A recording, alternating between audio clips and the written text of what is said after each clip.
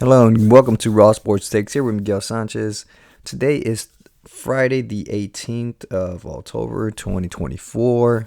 And in today's episode, as we know, we do picks. We do NFL picks. We're gonna do Week 7 NFL picks. Um, Not to brag or anything, but I did go 13-1 last week on the NFL picks. The only team that lost, of course, is the despicable Cowboys that I don't want to go into. If you want to hear my rant about it, just listen to the last podcast. I pretty went off on them.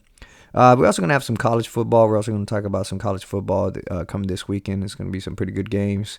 And before that, though, we're going to talk a little NBA notes, news in here, there. And that's what I'm going to go over first. As you know, the NBA is about to get started. Most of your preseason games are about over now.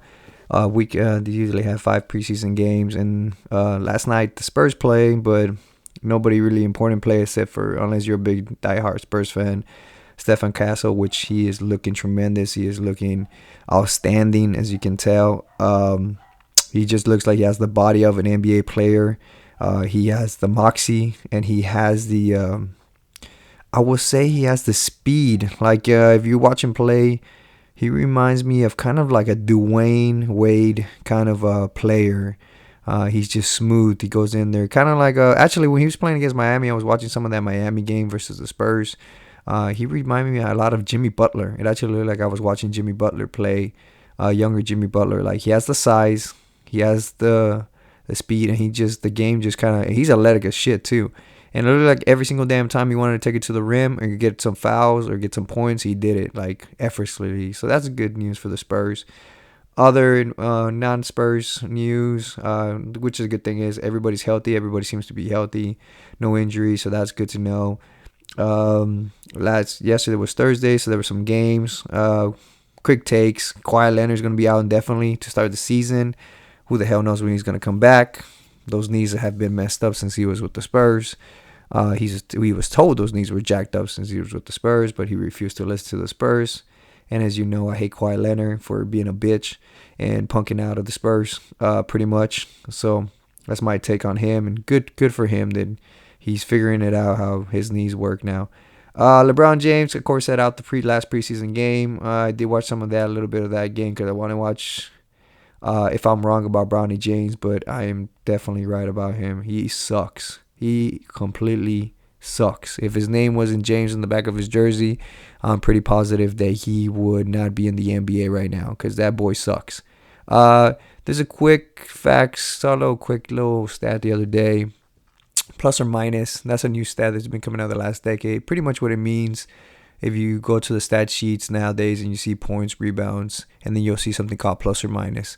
Those stats pretty much mean that if you're on the plus side, you're doing good. Like, something's going good for your team is scoring so many points when you're on the floor. So it's a positive, in other words. And if it's a negative, well, that means you're negative when you're on the floor. You're affecting the team negatively. The worst player right now so far in preseason, as far as positive and negatives, has been BRONNY James. He has a negative 40. So that pretty much means that when he's on the floor, the other team is going to score 40 points more than the Lakers are. That's pretty freaking terrible, if you ask me. And it's a creepy dynamics, I gotta say, when you're watching the game, because it's kind of like, I know that's his teammate, but that's his dad too. So when he fouled, I forgot who he fouled on the Suns yesterday. He fouled somebody, and he ended up getting a flagrant for it because, of course, he didn't make a play on the ball. But it was weird to see that LeBron James came out and started, like, pretty much talking to the refs. So I don't know if he would have done that for a regular teammate, but since it's his son, it's just creepy. It's just real cringy to watch that kind of. But hey, you're gonna make history, because you're probably gonna play the first game. Probably the first game of the season is probably gonna be Bronny and LeBron James playing in it. Other quick news on the NBA. Lonzo Ball's back after 2 years of missing. If you follow any of the ball players, Lonzo Ball, LaMelo. Lonzo Ball is going, of course, the one he's in Chicago. He's a point guard. He's been out for 2 years now, so it's good to see him back. You hate to see injuries derail a career, such as like Derrick Rose, who finally retired. Sad to see him, that happening, because at the time Derrick Rose was really great. He was a really good basketball player, MVP. Almost brought that MJ kind of mystique back to the Bulls, but unfortunately, like I said, knee injuries right there derail his career. Um, and then the big one that I want to talk about, I actually want to talk about Joel Embiid. He went out, he made it, and he said that he did not want to. He wanted to mirror Tim Duncan's career, which kind of baffles me because Tim Duncan is a champion, and Tim Duncan's been to the NBA Finals, and Tim Duncan is probably, in my opinion, top 5 greatest player of all time. I can even probably make a case for top 2. But at this time, for Joel Embiid, who is a nobody, pretty much, the only reason he's good is because he's 7-1. He could shoot the ball very well. Yes, he could do that. But at the same time, it's kind of like you should be able to do more than that. You put up empty stats. You don't make anybody better around you. You're injured all the freaking time. You're never in shape. And it's not because you come into because I was listening to some of Austin Rivers, a podcast. He's a former NBA player. If you're wondering if he's Doc Rivers' son, that he was. Or he is. And he was saying that, because Austin Rivers played with Joel Embiid, and he played with him, and he said that Joel Embiid doesn't come into the NBA out of shape until the beginning of the season. It's just that he doesn't play in practice. He doesn't practice, and he only plays in the games. So he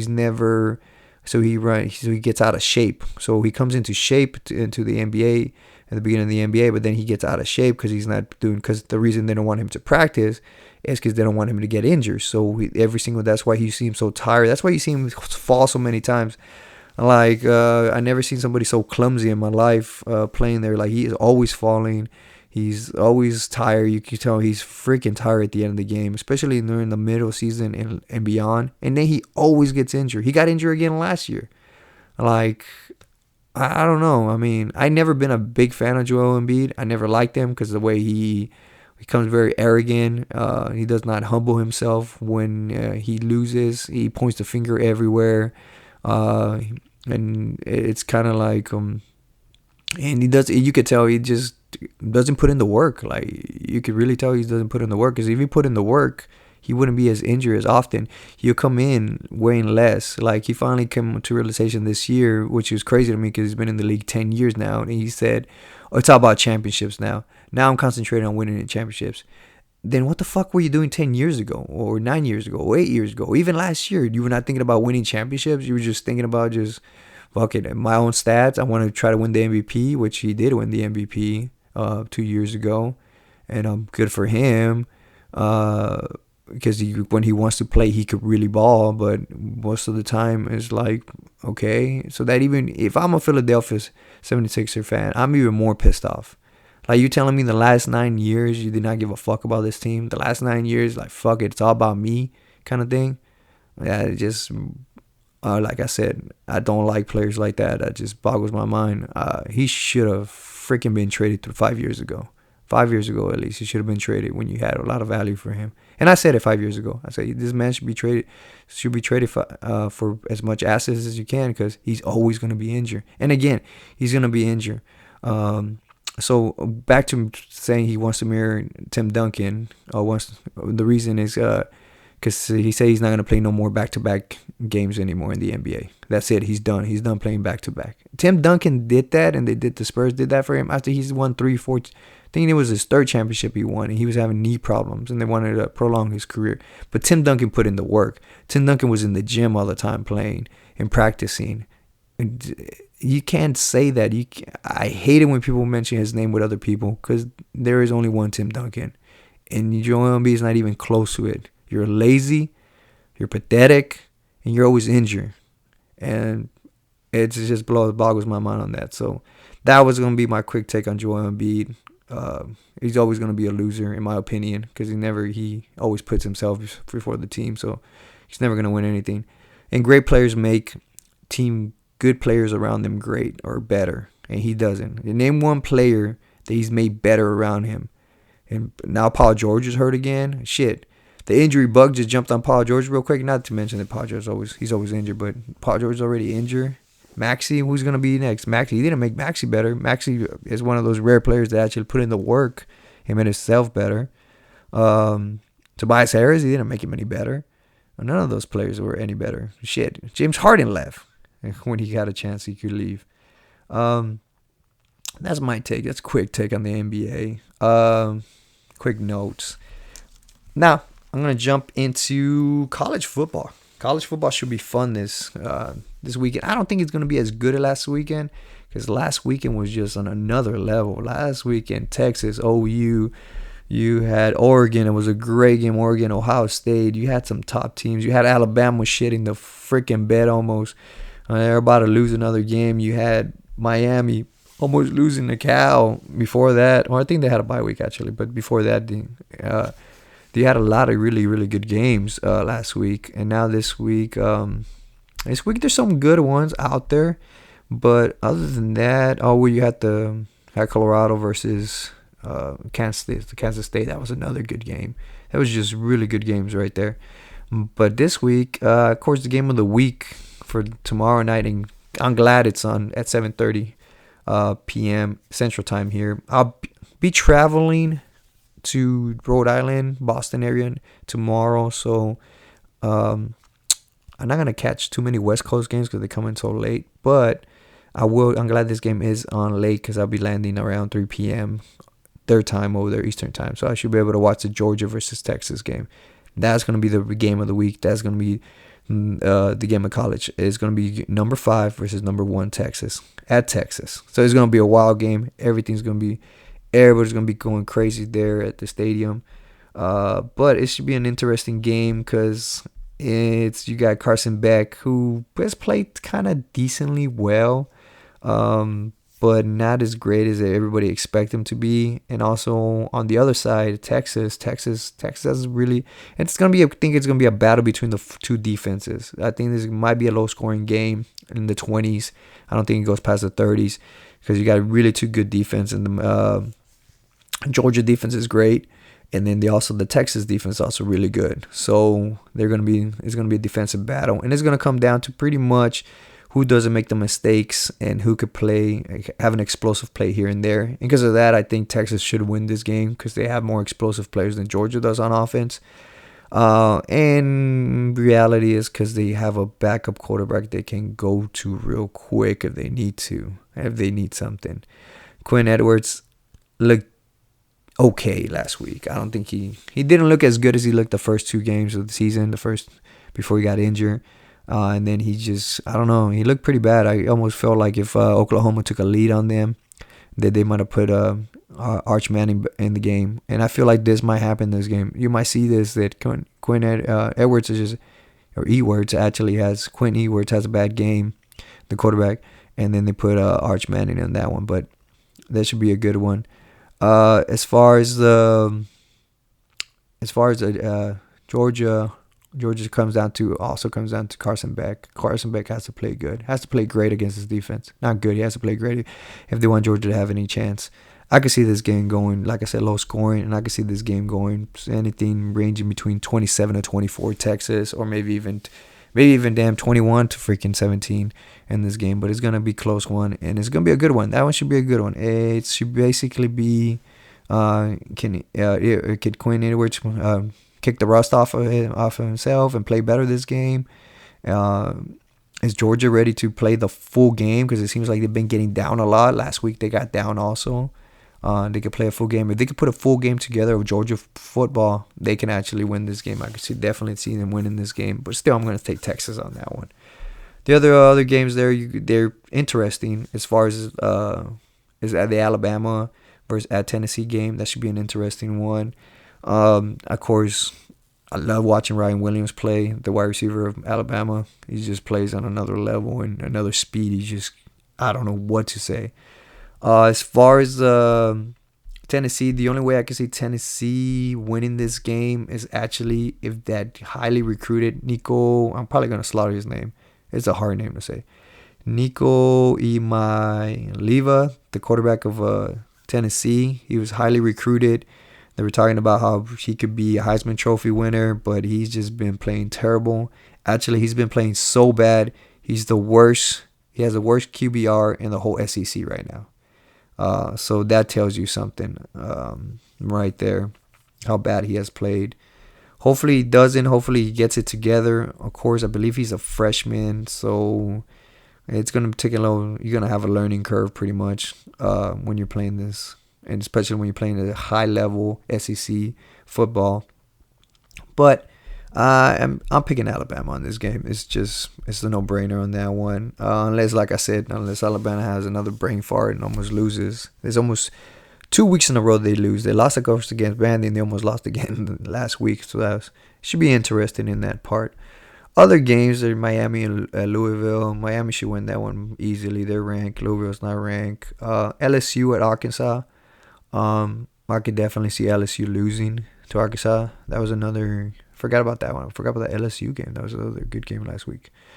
Notre Dame at Georgia Tech. That's nothing to really talk about. Number 14, Texas A&M. That should be a really good one and interesting in Mississippi State for the simple reason of does Texas A&M keep the momentum going. They've been playing very well the last 2 weeks, and of course Mississippi's defense is ranked like almost at the bottom. I believe they're ranked in the hundreds when it comes to total defense. So that should be a good one, and I would think. And then Texas A&M is favored by 17 points, so that lets you believe what's going on there. And I hope they do well because I would love to see undefeated Texas versus a Texas A&M after Thanksgiving game. That would be a great game to watch on Friday, especially because of the rivalry. It's the first time they're going to meet in a long time, and there's still really bad blood between Texas A&M and Texas. So that'd be one. The other one, this might be worth just looking at, is Oregon at Purdue. Another Big Ten showdown. Number 2, Oregon, of course, after that big old win against Ohio State. Is if Oregon's going to have a letdown after a big game like that and Purdue put up some points and beat them maybe. I don't see that happening. Purdue's a really bad team, so I'd take Oregon any day. Oregon in sleep could probably beat Purdue, but you never know. Sometimes when you have such a big game, you come off of a huge win after the next week, you take the other team lightly, and the other team comes out and punches you in the mouth, and then you can't ever recover, and you lose. So watch out for that game. That might be, like I said, that might be a game to watch just for that simple reason. But I don't see Oregon. Oregon's a very well coached. I like the coach down there, or up there, I should say. So it should be good. It should be good. And that's it. That's pretty much it about my the games there. Like I said, the big one. Don't miss out on the big one. The big one's Georgia at Texas. That's the big one. If you're going to watch any game Saturday, it should be that one. Even if you're not a fan of either team, but you're a fan of football. Now I'm going to jump into the NFL picks. I'll pat myself one time more again in the back and say I went 13-1. Thank you, Dallas Cowboys, for me not going undefeated last week. Fuck you, Jerry Jones. That's all I got to say about that. But we're going to move on. Of course, last night was the Broncos versus Saints. That was, as you know, it was a blowout, of course. No surprise there. It's a Thursday night game. They're usually blowouts. Broncos had two rookie quarterbacks were playing last night. Terrible game to watch. I think I almost turned off the game off there at the first quarter when I watched Bo Nix miss like 2-3 times. Wide open receivers. I was like, this is terrible. This is worse than watching. This is worse than watching a middle high school game here in Texas. Like high schoolers here in Texas hit wide open receivers better than this crap. But as the game went on, of course, Broncos had the better defense. They have less injuries, and I think better coach. Sean Payton's just a better coach. So it was a good field story for Sean Payton. Go back to New Orleans, won the game by a blowout. And that's pretty much about it. I mean, there's nothing really much to talk about there. There's two teams. Well, at least the Saints could becoming a terrible team. After scoring 91 points in the first 2 games, they seem to not be able to score more than 20 after that. Like, all the wheels have come off that team pretty much of injuries. But that's how it is in the NFL. Injuries are a big deal. As far as the Broncos are playing. They have a pretty soft schedule coming up. You could actually see them winning 9, even 10 games. So the pace they're going, they might actually sneak into the playoffs, which, that's a great job by Sean Payton. Again, that just cements how great of a head coach Sean Payton is. That he could bring in a rookie quarterback that's not that highly, drafted. Of course, he was drafted in the first round, but I don't think he should have been even drafted in the first round. But it just goes to show you with all those mistakes and everything that he's able to coach them into the playoffs. So that's pretty good right there. First game Sunday. Of course, we also have a Sunday game over there in London, which is great. I love waking up and watching football first thing in the morning. It's going to start at 9:30 for me because I'll be in Eastern time. Over here in Texas, it'll be 8:30 in the morning, which again is great. I love watching and be able to listen to football. Sometimes those pregame shows get too damn ass boring for me, and they talk pretty much about the same crap. But this time we get to watch a football game, even if it's a really, really, really shitty game. This game is effing pathetic. I think I take that back. I might not even watch this game, but it's gonna be the only game on, so I'll go ahead and watch it. Jaguars are favored by 5.5 points. I'll take the Jaguars in that game. Simple reason: Drake May sucks right now. He's a rookie. I'm sorry, they can't block for him. So the guy's running. He made some good throws last week when his season debuted as a starter, but New England's a terrible team. They got nobody. They got no receivers. They got no running backs. They don't have an offensive line. Their defense is kind of decent, but other than that, nothing's going for them. Jaguars, on the other hand, they're just waiting to cut Doug Peterson's head off. They're about to fire his ass real quick. If they lose this game, they are done. Doug Peterson does not get on that plane to go back to Jacksonville. I'm pretty positive they tell him to stay his ass back in England or find another way home. But it's still check. I'll take the Jaguars. Jaguars are very talented. The quarterback, it's a little bit better than Drake May. Next game up, Seattle Seahawks at Atlanta Falcons. I'll take the Falcons on that one. Falcons are favored by 3 points. Like I said, Mike McDonald's defense is great. They're just so injury down in the line there in defensive line. They're riddled with injuries there. And Kirk Cousins has been playing a lot better. He seems to actually, and they have a lot more weapons. I think the Falcons have way more weapons. They got the tight end that's actually playing the way he was drafted 5th overall. They have some pretty good wide receivers in Drake London. They got really good running backs in B.J. Robinson. And they got a better offensive line. They got a pretty better defensive line. And Geno Smith has come down to earth. He's looking worse every single week. It looks like he sucks again. So it looks like that's why he was a backup for so many years. So I'll take the better quarterback playing Kirk Cousins. I'll take the home team. Atlanta should win that one. Next one up, it should be a blowout. Tennessee Titans at Buffalo Bills. You know how I feel about Will Levis. Will Levis is frustrating to watch. He is terrible. He makes a good throw once in a while, and then he just makes a stupid mistake. I'm calling the stupid mistakes by quarterbacks the Will Levis mistakes because he seems to always make one week. And if you're watching that game, you probably see one. He's terrible. He sucks. Also, Amari Cooper was traded this week. I'll get to that when we'll get to the teams, to those two teams. But the Buffalo Bills traded for Amari Cooper, so he should make his debut. Amari Cooper, he's kind of one of those guys that just goes in, works, makes football plays, and that's about it, and doesn't really talk anything. When he was at the Cowboys, he really didn't talk too much. He just went and put work in. I like him. I like him as a receiver. Only thing bad about him, he does get injured quite a bit. He's been dealing with some injuries lately throughout the years, the last 2-3 years, but he still plays. He plays very well. He brings in experience to the Buffalo Bills, but this move does not put him, I think, above in the conversation of right now in the top AFC. I would say is Kansas City and Baltimore. It still does not put him in there in that interior there with Buffalo. Buffalo still does not.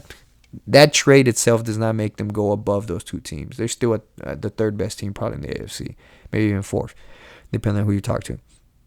But it's good to see that they're doing something, and I can still see Buffalo making another trade later on to really, if they need something else.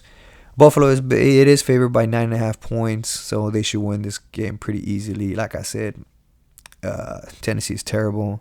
The only thing good for Tennessee is, I guess, Tony Parler is the only player, the running back, the former Cowboy running back. It's the only one that's playing decently. Other than that, and I never understood that about Tennessee either, because Will Levis is not a highly drafted player. He wasn't even drafted in the first round. I think he was a second-round draft pick.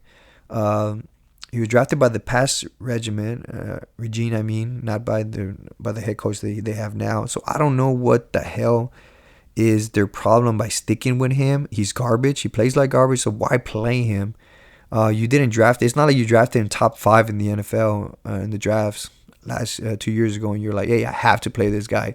He is blah blah blah. He's number 1 draft pick. He was our he's number 3 overall. He was the number 1 quarterback we drafted in that round. No, it was the second round pick. Just throw it in the trash. Move on from him. I do not see him changing anymore. He makes some of the most stupid mistakes, like I said, and I don't know what the hell the obsession is with Tennessee. Keep playing him, but I don't know. That's why they hire coaches, and coaches make moves. But I do not see like I said, the love for him there.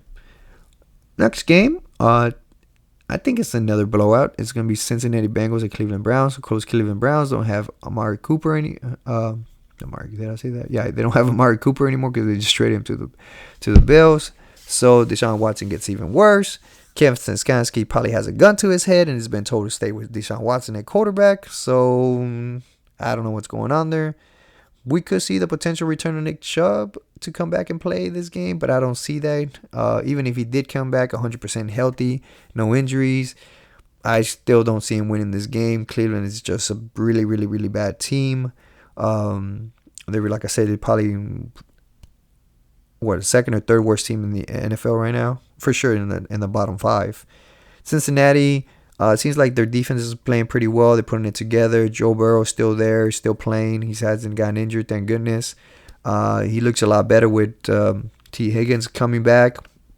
So I could see this as a blowout. It's gonna be a blowout. I could see this by more than 10 points. Of course, the Bengals are favored by 5.5 points, but I could see this double digit.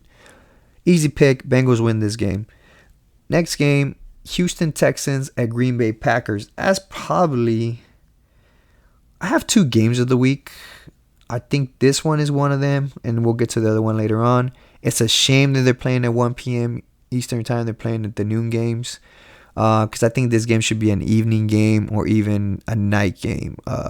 Because I don't think what's a night game going on tonight. I mean, the night game. Let me kick real quick.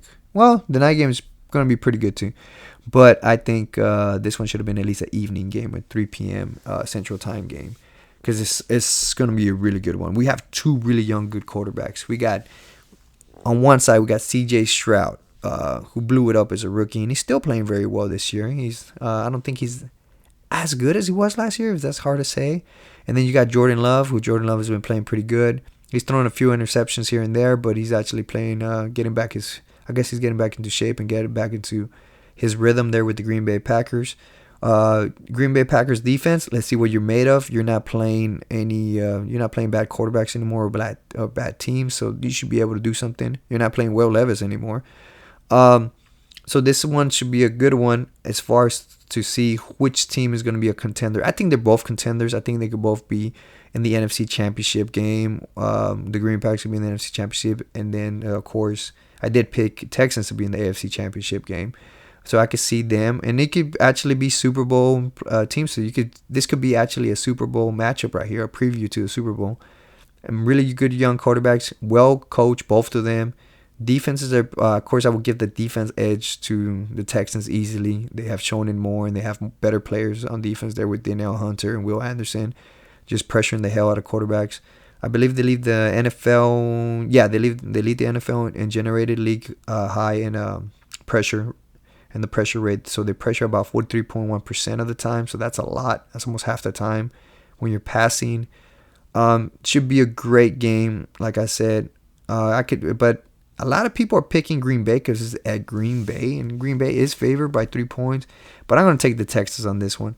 Just Joe Mixon is back, the running back for the Texans, so they're going to lean more into the running game. The Texans' defense is better. I think defense wins championships. And C.J. Stroud, it's in the same level or better than Jordan Love.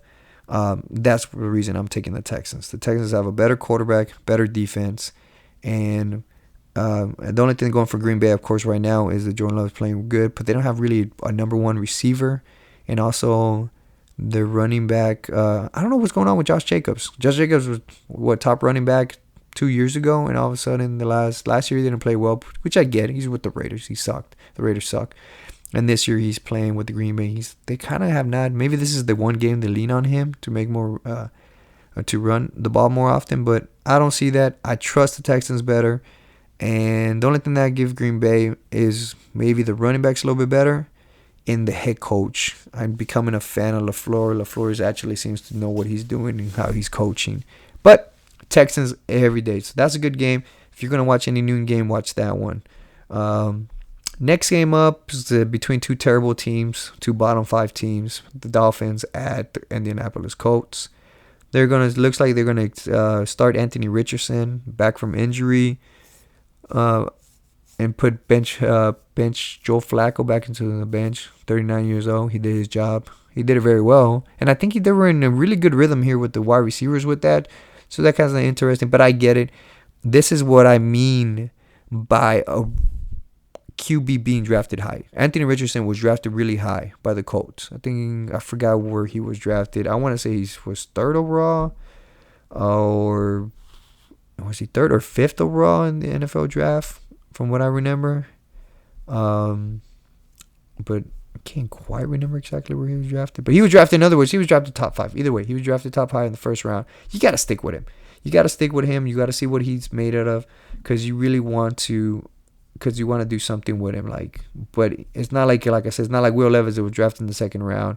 And he was like the 5th or 6th quarterback to be drafted. I mean, Sam Darnold clearly was drafted a lot higher. Not Sam Darnold. Anthony Richardson was clearly drafted really high, so you got to play him.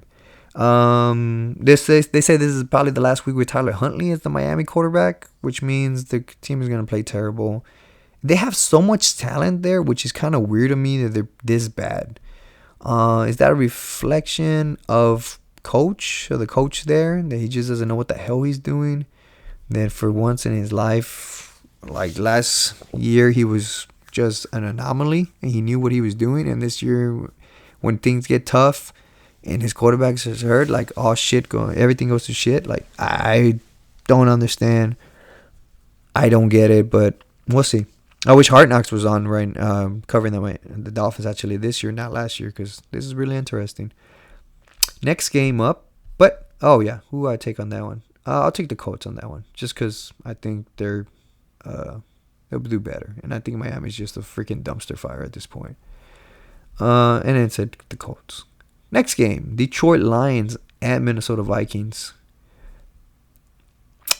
This one's easy for me. Actually, this is the other game of the week. And this is another noon game, incredibly. Which is weird because, like I said, the Green Bay Packer Texans game should have been moved up to an evening game. And so should this one. But when they probably did the schedule, they probably thought that the Minnesota Vikings were going to be terrible. No, we're going to watch that crap. But I think this is the first loss that the Vikings are going to have. I see Detroit Lions winning this game. I know that Aiden Hutchinson's out for the year because he got hurt. He was leading the NFL in sacks for 7.5. But I just don't see Sam Darnold keeps playing this well. And you could see the cracks. You can see the cracks. The last 2 games in him. You can really see there that all of a sudden that armor that he had on, you can start seeing the cracks. You can start seeing this old Sam Darnold, and Sam Darnold we all know and love, and that is he makes a shitload of mistakes and he gets into his own head. I can see that happen in this game. I can see that actually it unfolds and he has a really bad game. The thing that will keep the Detroit Lions from winning this game, and the Minnesota Vikings keep playing well, is that defense. That defense is for real, and that's the identity I think of this game, of this Minnesota Vikings, is we play great defense. We stop the run. We make you throw the ball. We don't play pretty much mistake free with Sam Darnold, and we try to keep him, and we score, and we give it to Justin Jefferson. That's our weapon, and that's what we do. Unfortunately for them, Detroit Lions is in a roll right now. They're scoring a lot of points. Their defense is decent, but their offense is really powerful and potent. And I think if the Detroit Lions jump on you, you're not going to be able to beat that team. So it's going to be interesting to see what Brian Flores has to do. Let's see if Jared Goff keeps his players really hot and that offense keeps going really hot. Or you never know. Maybe the Cowboys defense is that fucking so terrible last week that anybody could score 40 points on them. But I do like Detroit Lions on this one, and I think the Detroit Lions actually beat the Minnesota Vikings. I think the Minnesota Vikings are actually favoring this game. Yeah, they're favored by 1.5 points. But yeah, for sure, I could actually see Sam Darnold, and I saw the cracks in that armor, and I could actually see him fall this week, and he's going to have the first loss. Detroit Lions should win that game. And I actually honestly think it's going to be not going to be that close. I think Detroit Lions win it by a touchdown or more. Next game up, Philadelphia Eagles and New York Giants. The Eagles are favored by 3.5 points. I'm going to take the Giants on this one. I think the Philadelphia Eagles, it's a fucking whole dumpster fire too. They're super talented. I mean, you got Saquon Barkley coming to New York, so that should be motivation alone. Saquon Barkley wants to fucking run all over them and show the GM there why he should have stayed with him. They have freaking Devontae Smith. They have AJ Brown coming back. They have, I don't know what the hell's wrong with Jalen Hurts. But they should technically, on paper, but of course the games are not played on paper, they're playing on the field. They should stomp the living crap out of the New York Giants. New York Giants have Neighbors if he comes back, and that's about their only weapon, and they got a rookie running back that nobody's heard of. And of course they got Danny No Dimes fucking sucking over there, Jones. Like it sucks really bad. He sucks he must be related to Jerry Jones because he sucks at football.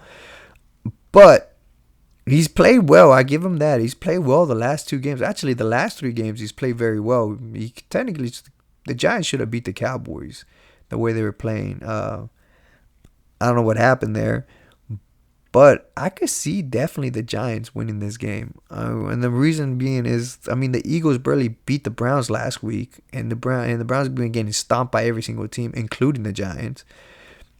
And then Nick Sirianni, I'm starting to like him as a villain.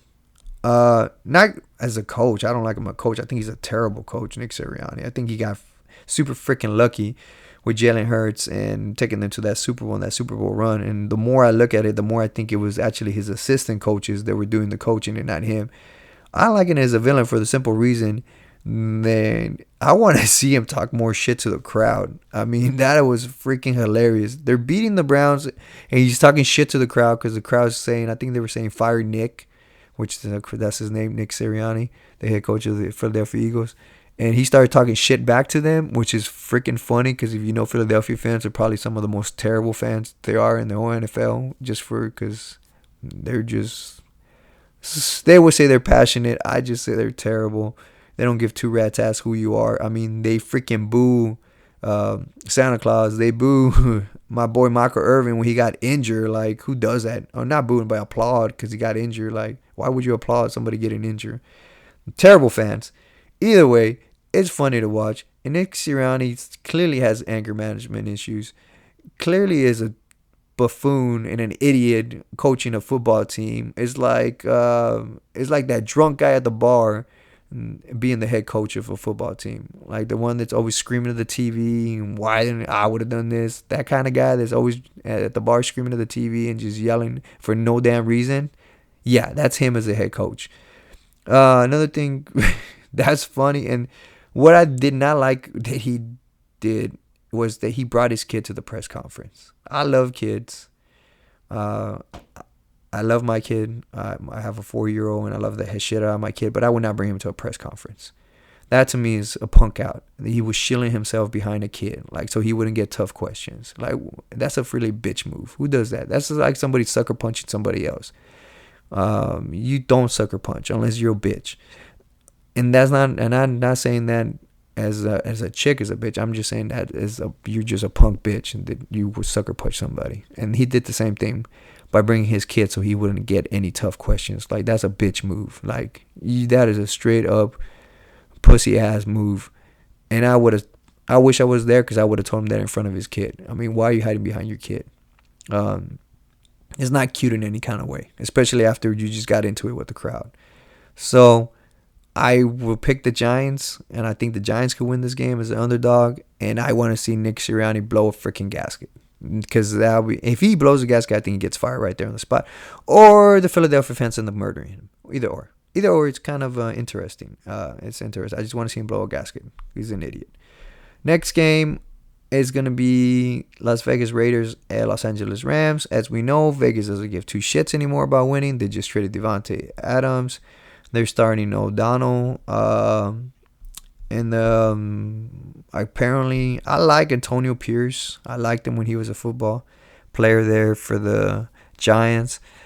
I like it what he says as a head coach, but I think he's over.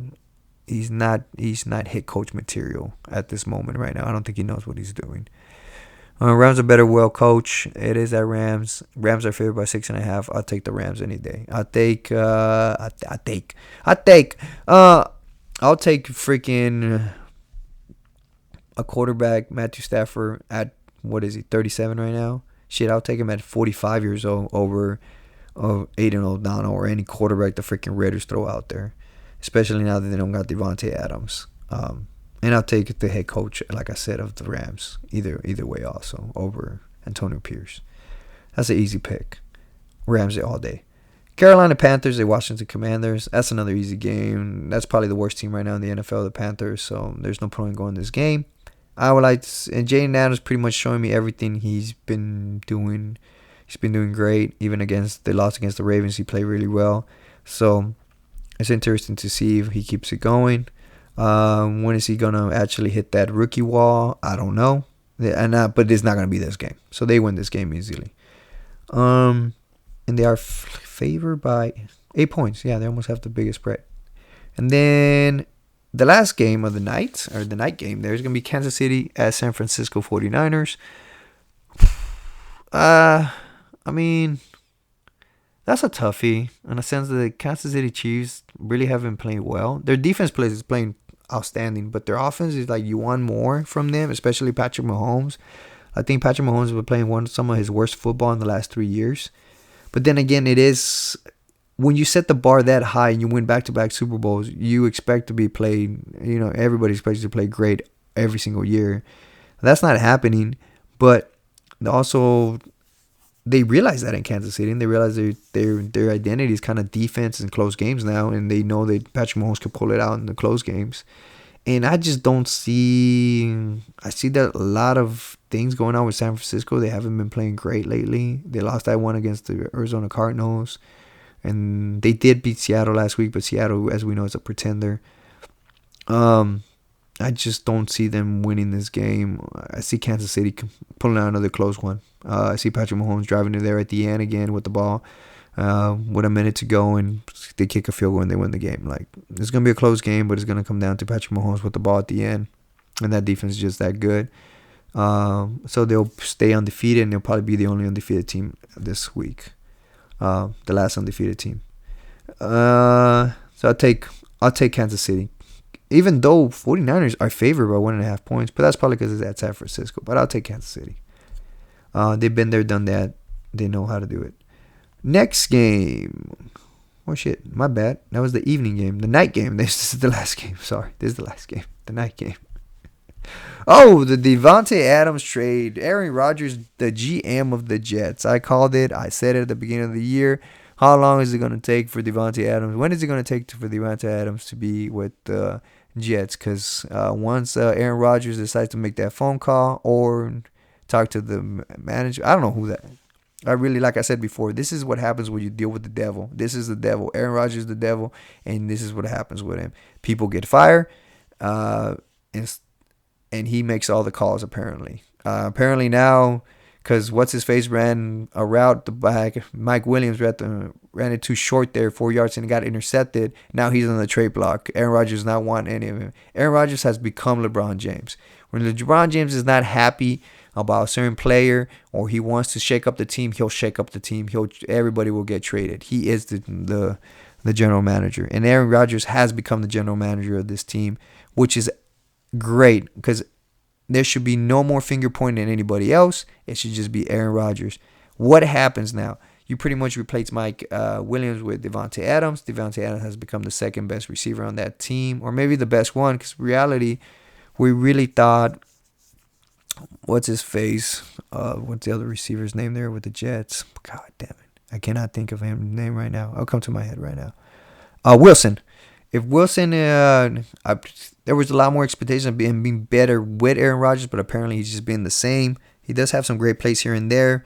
Is he the number one, or is Devontae Adams the number one? Who knows? I think they're at best two. They're two good number twos at best. At the worst case scenario, I mean, at best they'll be the number ones on each other. But this is interesting. Of course, as you know now, Devontae Adams got traded to the Jets from the Raiders for a third-round pick. It's surprisingly to me, because if I was the Raiders, I would have asked for at least a second or a first, because I think Aaron Rodgers would have said yes, because he's not playing next year, so who gives a fuck? I'll trade the whole damn team, first rounders in the next 5 years to get what I need or what I want, really, because he doesn't care. He's in it to try to win a Super Bowl, and he thinks he's going to win, which is weird to me. Because in reality, it's weird to me, because it's kind of like they barely won. Or they won. No, they lost last week, right? They lost against the Bills. They scored 20 points, but 7 of those were on a Hail Mary. So in reality, they only scored 13. But, Devontae Adams is what we need. We need more receivers, and instead of maybe getting another offensive lineman that actually might block better. So that's interesting to me, in a sense that this has become officially Aaron Rodgers' team. He is now the GM, the head coach, everything. Everything goes through him. So it's going to be really interesting there. As far as the Steelers side, are they really a 4-2 team, or are they a phony 4-2 team? They should really be 2-4. I don't know. I think, like I said, the Jets barely scored 13 points, or scored 20, but it was on a Hail Mary. But like I said before, all the Steelers want is just give me 12, 15 points on offense, and we can hold the other team to 12. I think they can do it this game. They're the underdogs. Jets are favored by 2.5 points, but I can see the Steelers winning that game. It's going to be interesting, too, because if they start Russell Wilson hopefully makes less mistakes than Justin Fields. They lose the dynamic of that running aspect of a quarterback, but at the same time, I trust Mike Tomlin. He's been there a long time. He's never had a losing record, and I trust what he's doing. So I'll take Mike Tomlin over Aaron Rodgers as a head coach. So I'll pick the Steelers in the upset on that one. And another one is because the drama is going to be hilarious with the Jets, as they'll be 2-5 at that point, and Aaron Rodgers might be losing his shit by then. So interesting. Monday night games. It's 2 games, which is weird because I don't like 2 games on Monday night, because Monday night to me has always been 1 game. First game is Baltimore Ravens at Tampa Bay Buccaneers. I'll take the Baltimore Ravens. They seem to be finding their groove. They know what they're doing. They are favored by 3.5 points. We'll see what happens here. Lamar Jackson, Derrick Henry.